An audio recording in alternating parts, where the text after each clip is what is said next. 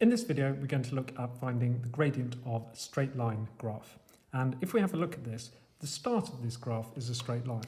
And if we put the ruler alongside it, we can see it's a straight line up until this point. So when finding a gradient, you're always going to want to work out the change in the vertical divided by the change in the horizontal, which is sometimes written as delta y, the change in y, divided by delta x, the change in x.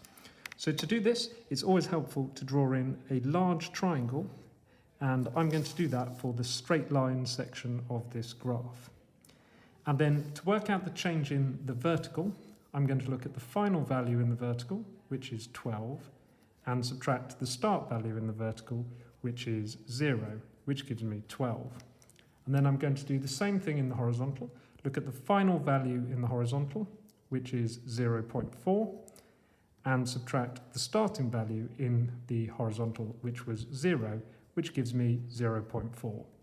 So that would give me my change in the vertical is 12, divided by my change in horizontal, which is 0.4, and I can put those numbers into the calculator, which will give me 30.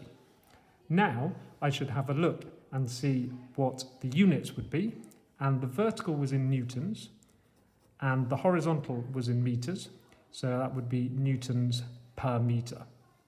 And if I wanted to know what this represented, I would need to remember the equation that the force applied to the spring equals the spring constant times by the extension.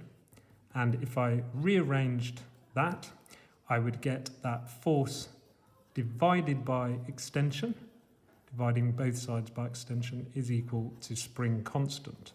So the gradient of this graph, I have done force, for what was on the vertical, divided by extension, so that would give me the spring constant.